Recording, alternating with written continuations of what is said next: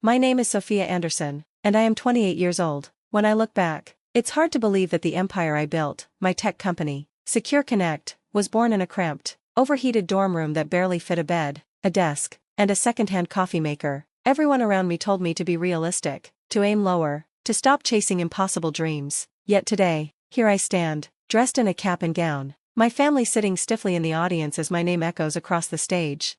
I should have felt victorious, I should have been savoring the moment, but the truth? My hands trembled as I held my diploma, because at that very moment, on the stage, with cameras flashing, friends cheering, and professors smiling, my phone buzzed twice in my pocket, two short vibrations that changed everything.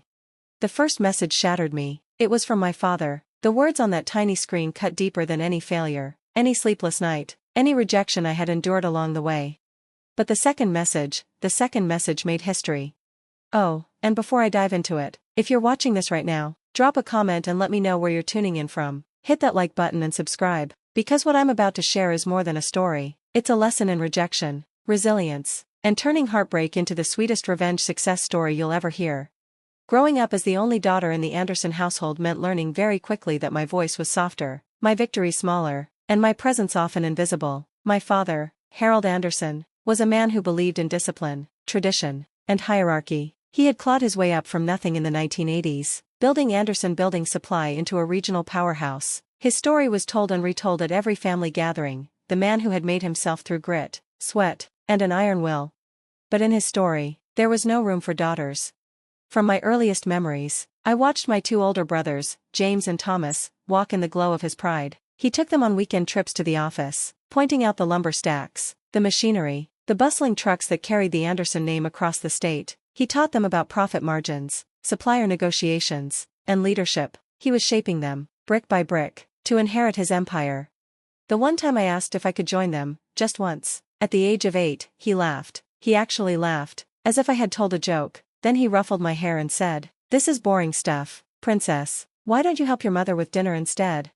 My mother, Elizabeth, was the perfect corporate wife, elegant, soft-spoken, and always standing a step behind my father. At dinner parties, she floated gracefully between guests, offering hors d'oeuvres and polished smiles. In public, she never contradicted him. In private, though, she sometimes leaned close and whispered encouragements when no one else could hear. "I'm proud of you, sweetheart," she would say after I aced a math test or won a school competition. But her words always came with a warning: just don't let your father hear about it. I know she loved me, but she had accepted her role, and she expected me to do the same. Still, there was something inside me that refused to shrink. Numbers made sense to me in a way people never did. Equations felt like puzzles I could untangle, while computers were like magic boxes I could bend to my will. In 3rd grade, I beat students 2 years older in a state mathematics competition. My father came to the ceremony, stood stiffly in the back, and afterward told me it was cute how much I liked numbers.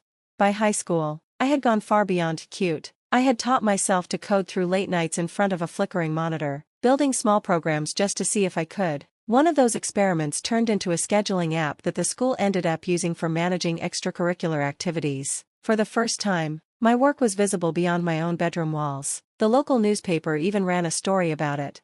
My father's reaction? He barely glanced at the article. "Computers are just a phase," he said. "Real business happens face to face."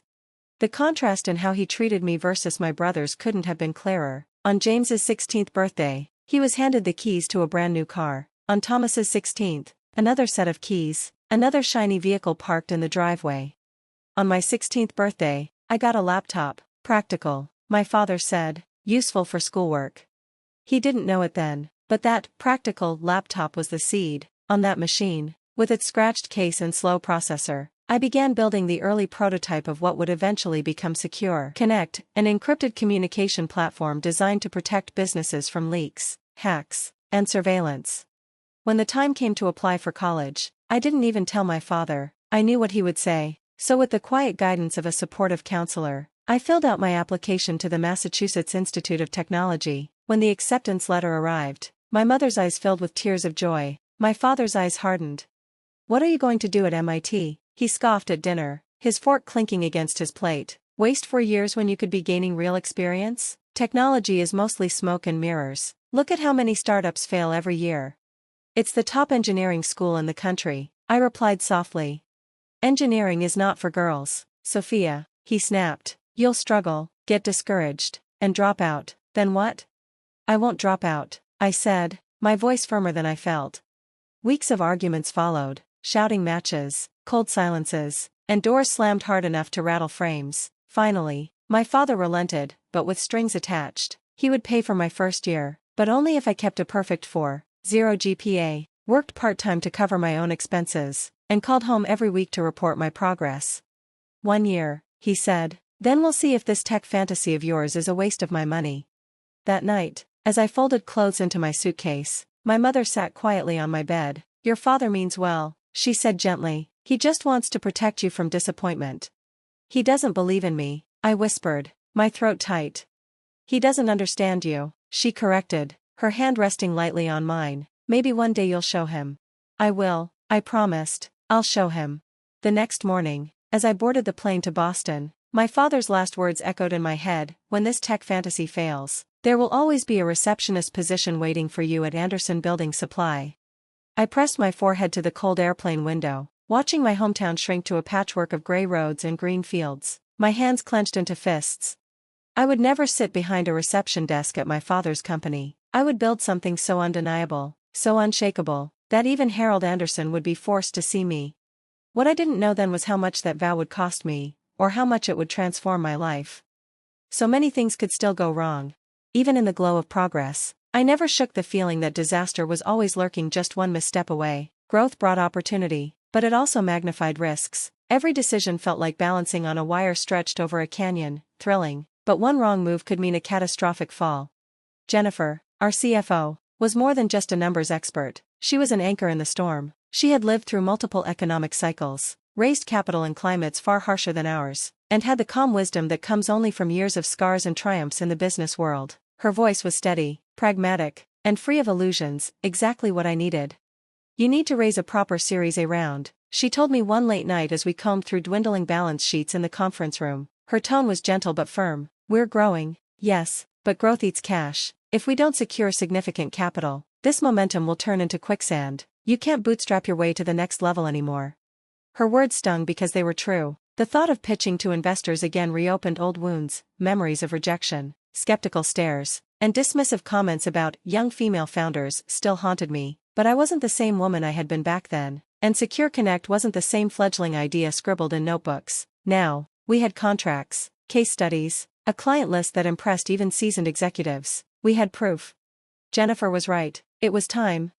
Catherine, from Artemis Ventures, the same Catherine who had once grilled me in an unforgiving boardroom, stepped up to lead our Series A round. This time, she didn't see a naive dreamer. She saw a competitor in the marketplace who had carved out a niche no one else could replicate. Under her guidance, we secured backing from several larger firms. The round closed at $12 million, valuing Secure Connect at $60 million.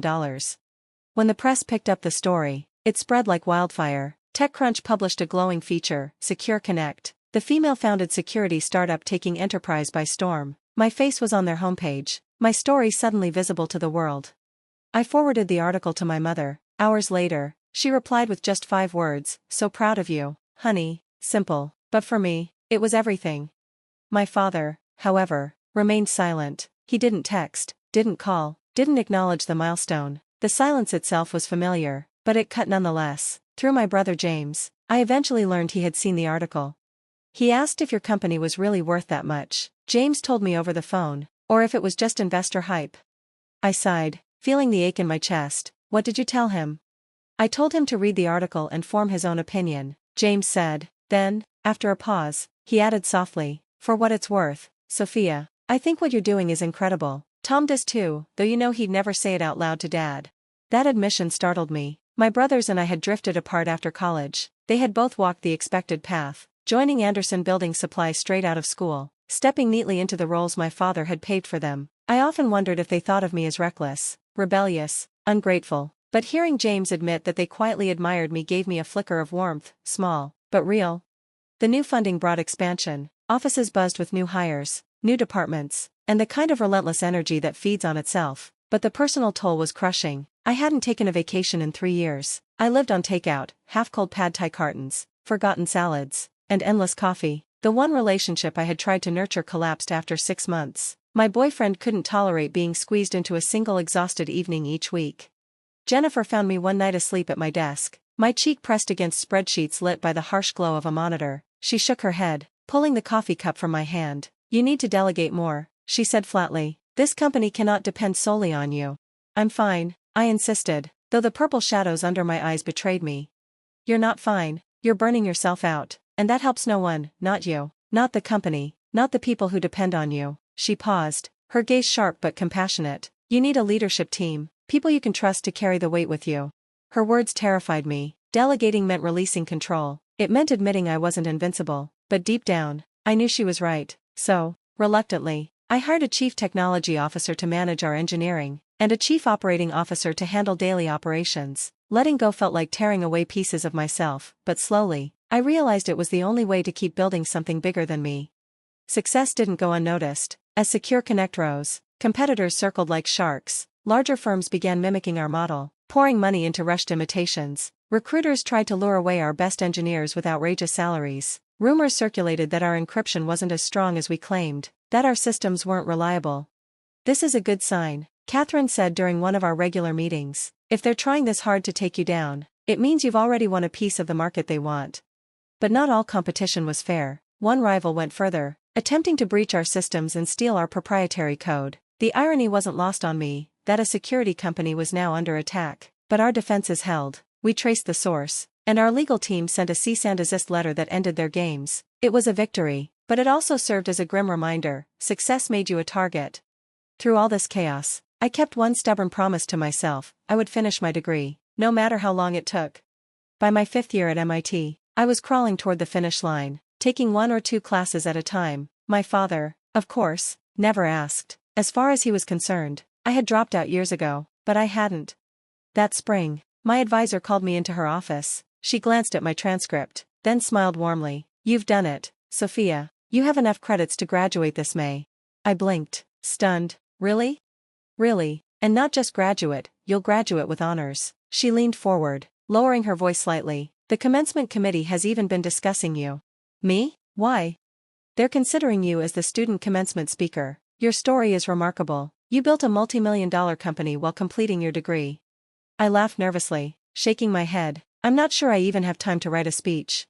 "Think about it," she urged. "You could inspire countless students who feel like the odds are stacked against them." That night, I called my mother. "I'm graduating in May," I told her, "with honors." Her joy poured through the phone. "Oh, Sophia, we'll all be there. Your father too." "He doesn't have to come," I said quickly, my chest tightening. "He's your father," she replied firmly. "Of course he'll come." Her tone left no room for argument. But as I hung up, my emotions churned. Part of me wanted him there, wanted him to finally see me, to recognize the daughter he had dismissed. Another part dreaded his presence, the inevitable comments, the cold eyes, the possibility that even in my greatest triumph, he would find a way to belittle it. Graduation loomed ahead of me like a storm cloud, promising both light and thunder.